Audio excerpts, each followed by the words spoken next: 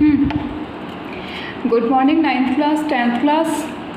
How are you? I hope you are fine. Okay.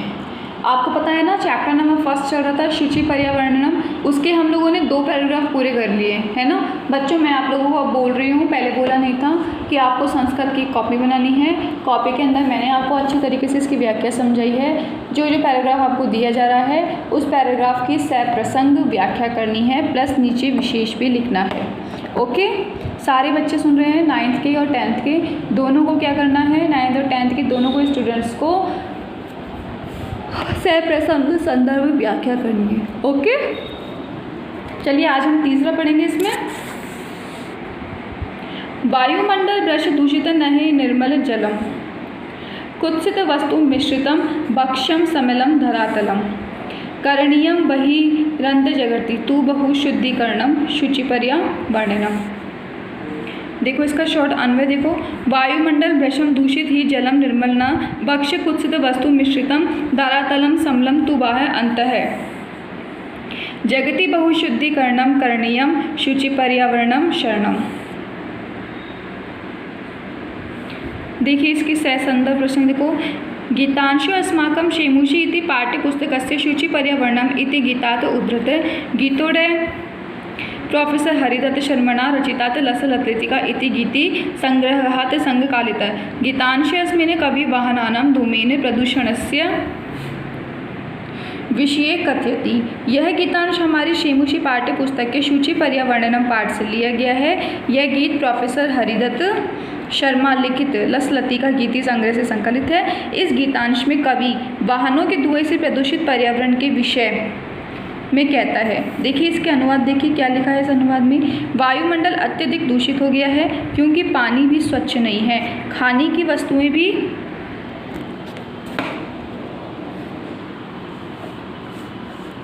दूषित पदार्थों से युक्त है, धरती मैली अर्थात गंदी युक्त है, अतएव बाह्य एवं आंतरिक जगत में अत्यधिक शुद्धिकरण करना चाहिए। शुद्ध पर्यावरण एकमात्र आश्रय है।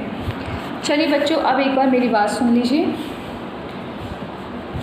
देखो ये कहना चाह रहा है वायुमंडल अत्यधिक दूषित हो गया है क्योंकि पानी भी स्वच्छ नहीं है, खाने की वस्तुएं दूषित पदार्थों से युक्त है, धरती मैली अर्थात गंदी युक्त है, अतएव बाहरी एवं आंतरिक जगत में अत्यधिक शुद्धिकरण करना चाहिए। शुद्ध पर्यावरण ही एकमात्र आश्रय है।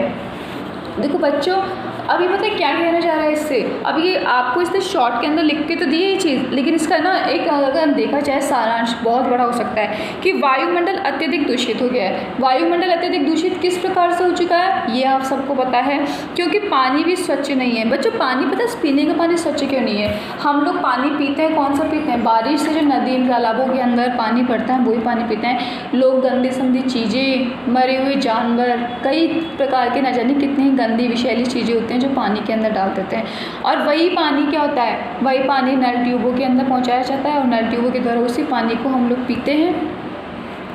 दूषित कह रहे खाने की वस्तुएं भी दूषित पदार्थों से युक्त है। बच्चों दूषित पदार्थों से कैसे, आपको पता है आजकल खाने पीने की चीज़ें होती हैं, मार्केट की जो चीज़ें आप लोग खाते हैं, चिप्स कुरकुरे वगैरह, चॉकलेट्स वगैरह, ठीक है, ये मैगी नूडल्स चाउमीन्स वगैरह, ये सब चीज़ें जो होती है दूषित होती है। इन पर ना जाने कितनी गंदी तरीके की मक्खियाँ, गंदे गंदे कीड़े मकोड़े लगे हुए रहते हैं, और वो लोग क्या करते हैं उन्हीं मक्खियों को हटा करके, चींटी लोगों को हटा करके आप लोगों को तुरंत पैक करके दे देते हैं और आप लोग इतने मज़े से खाते हैं उसे।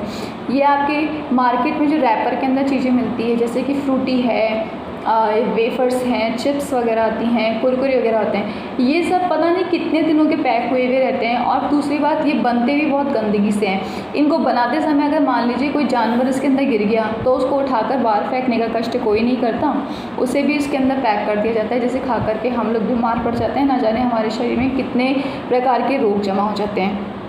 ये बात आप सब लोगों को अच्छी तरीके से मालूम है, लेकिन फिर भी क्या करें, मुंह का स्वाद है, बिना बाहर गए पताशे खाए बिना हम रह नहीं सकते कि मम्मी आज तो मोमोज़ वाला खड़ा है, मम्मी मोमोज़ खिला दो, नहीं कि दही पापड़ी खानी है तो खानी है, पर वही खाने पीने के फैंस होते हैं हम लोग। धरती मैली अर्थात गंदी युक्त है। बच्चों धरती मैली कैसे है? धरती को मैली हमने करके रखा है।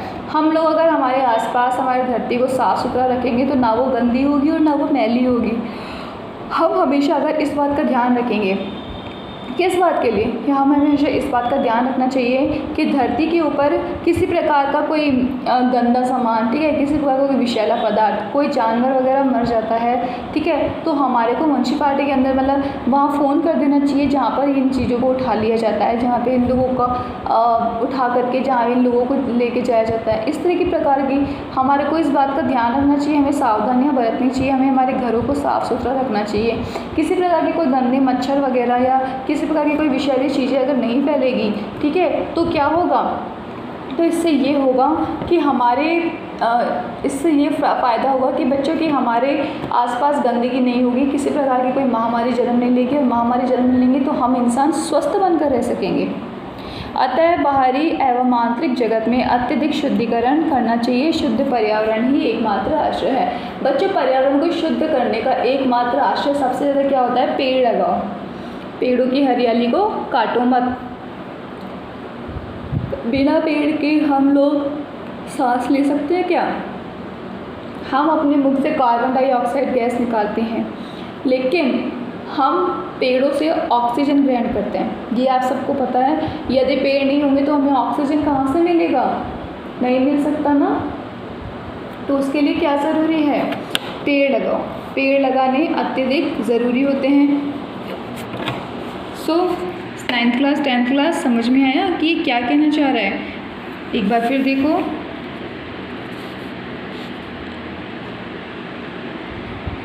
वायुमंडल भ्रष्ट दूषित न ही निर्मल जलम, ठीक है। वायुमंडल अत्यधिक दूषित हो चुका है और पानी भी स्वच्छ बिल्कुल नहीं है। कुत्सित वस्तु मिश्रितम भक्ष्य सम्मिलन धरातलम, ठीक है। खाने की चीज़ें भी क्या है? खाने की पदार्थें दूषित हो चुकी हैं और धरती मैली और गंदी युक्त हो चुकी है। करणीय बहिरंत जागति तू बहु शुद्धिकरणम शुचि। अब यही आता है हमारे पास, अब यही एक है कि जगत में अत्यधिक शुद्धिकरण करना चाहिए और शुद्ध पर्यावरण ही एकमात्र सहारा है या आश्रय है। सबको समझ में आया? क्योंकि वायुमंडल बहुत दोषपूर्ण हो चुका है, क्योंकि न तो पानी शुद्ध है, न भोजन शुद्ध है, मिलावट वाला है।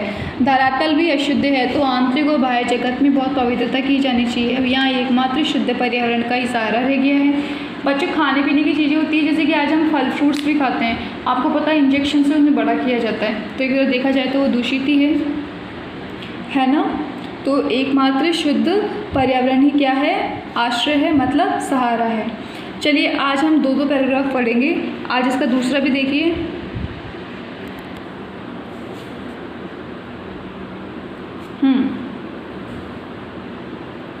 कंचित कालम नयन माम स्मरन् नगराद बहुदूरम प्रपश्यामि ग्रामांते निर्जय नदी पयपुरम एकांते कांतारे क्षणमपि से स्यात् संचरणम शुचिपर्यावरणम। देखो, कंचित कालम माम अस्मात् नगरात् बहुदूरे नयनम अहम ग्रामांते पयपुर निर्झरम नदी च प्रपश्यामि एकांते कांतारे क्षणमपि से संचरणम स्यात् शुचिपर्यावरणम शरणम।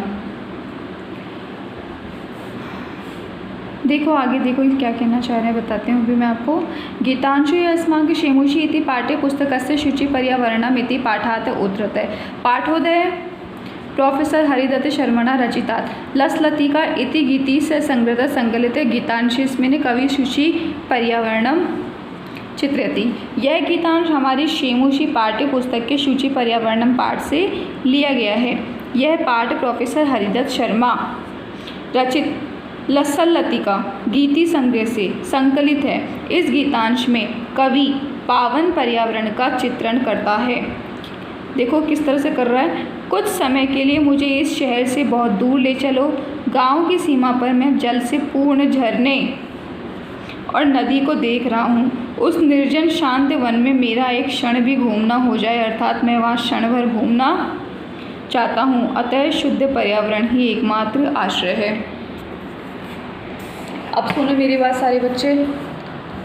भाई आगे जो कवि है ना, वो ये कहना चाह रहा है कि मैं प्रोफेसर हरिदत्त शर्मा बता रहे हैं कि भाई इस गीतांश में कवि पावन पर्यावरण का चित्रण कर रहा है कि भाई कुछ समय के लिए मुझे इस शहर से बहुत दूर ले चलो। गांव की सीमा पर मैं जल से पूर्ण झरने और नदी को देख रहा हूँ। उस शांत वन में, ठीक है, उस शांत वन में मेरा एक क्षण भी घूमना हो जाए, अर्थात मैं वहाँ क्षण भर घूमना चाहता हूँ। अतः शुद्ध पर्यावरण ही एकमात्र आश्रय है। बच्चों, कवि जो है स्टार्टिंग का बताते जा रहे हैं, स्टार्टिंग से कवि ये कहना चाह रहा है कि भाई एक तो गाड़ियों का निकलता हुआ काला धुआं, ठीक है, गंदगी, दूसरी बात कि खाने पीने की चीज़ें जो हैं वो भी अशुद्ध है, तीसरी बात ये कि वो ये कहता है कि क्या नाम से यहाँ पर हर दिन तो गाड़ियों का शोर है कि कौन सी गाड़ी, यानी कितने प्रसाधन है, पी पी सू चू, यानी कितनी ज़ोर ज़ोर से आवाज़ आती है। तो मैं थक सा गया हूँ। मैं चाहता हूँ कि कुछ क्षण भर के लिए मुझे क्या कर ले चलो, गाँव की खेती, हरियाली हरियाली आराम से उस जगह लेके चलो जहाँ पर जा कर के मेरा मन क्या हो जाए, जहाँ जा कर के मेरा मन बिल्कुल शांत हो जाए, एक जगह स्थिर हो जाए। मैं गाँव के बहते हुए नदी झरनों को देखना चाहता हूँ। मुझे दूर दूर से वो दिखाई दे रहे हैं। मुझे दिखाई ये दे रहा है कि मैं जा कर के क्या करूँ, जाकर हरी हरियाली के अंदर, हरियाली के पावन खेतों में, ठीक है, खेतों की हरियाली के अंदर, अच्छी चलती फिरती अच्छी तेज़ हवा के अंदर, हरियाली के बीच चलती हुई शुद्ध हवा के अंदर जाकर के थोड़ी देर राहत की सांस लेना चाहता हूँ। कह रहे कि भाई इस निर्जन शांत वन में मेरा अगर एक क्षण के लिए भी घूमना हो जाए ना मेरा, तो मैं क्षण भर घूमना चाहता हूँ। अतः शुद्ध पर्यावरण ही एकमात्र आश्रय है। देखो इसे फिर से देख लो एक बार। कंचित काल नए मामला स्पंद बहुदूरम, कुछ समय के लिए मुझे क्या करो, मुझे इस शहर से बहुत दूर ले चलो। प्रपश्यामि ग्रामांते निर्जन नदी पयमपुरम, मैं देख रहा हूँ, ठीक है, मैं अपने आप को इस आसपास में, ठीक है, मैं अपने आप को गांव की नदी झरने की तरफ, बहते हुए नदी झरनों की तरफ देखता जा रहा हूँ। वहाँ देख कर के मुझे क्या एहसास हो रहा है कि मुझे गांव की खेती हरी नदी झरने दिखाई दे रहे हैं। एकांते कांतारे क्षणमपि में स्यात् संचरणम, कि अगर मैं एक क्षण के लिए भी अगर वहाँ चला जाऊँ तो मैं क्या हो जाऊँ, मैं वहाँ एक क्षण के लिए जाना चाहता हूँ। वहाँ की हरियाली को, वहाँ की शुद्ध ताज़ी हवा को महसूस करना चाहता हूँ। वहाँ क्षण भर के लिए उस शांत निर्जय वन में बैठना चाहता हूँ। अतः शुद्ध पर्यावरण ही एकमात्र सहारा है या एकमात्र आश्रय है। यदि हम खुलकर सांस लेना चाहते हैं, अच्छी हवा में जीना चाहते हैं, शुद्धता पाना चाहते हैं, तो उसके लिए क्या आवश्यक है, उसके लिए आवश्यक ये है कि मैं एकमात्र क्या करना चाहता हूँ, शुद्धता के साथ में शुद्ध पर्यावरण के अंदर रहना चाहता हूँ। बच्चों, आई होप कि तुम्हारे को समझ में आया होगा, और नहीं आया तो कोई दिक्कत आए तो पूछ लेना। चूँकि बेटा मुझे पता है संस्कृत है, अब संस्कृत का मैं एक एक तुम्हारे को ऑनलाइन में जितना समझा सकती हूँ अपनी तरफ से उतना मैं बता रही हूँ। आप लोगों की अभी 4 पैराग्राफ हो चुके हैं, चारों की आपको सप्रसंग व्याख्या कॉपी के अंदर करनी है। लिखोगे थोड़ा बहुत, पढ़ने से कुछ नहीं, सिर्फ लिखोगे भी ना तो समझ में आएगा और अच्छी तरह समझ में आएगा। फिर भी कोई प्रॉब्लम आती है तो आप लोग मुझे कॉल कर सकते हैं या व्हाट्सएप पर आप मुझे मैसेज कर सकते हैं। Okay, bye.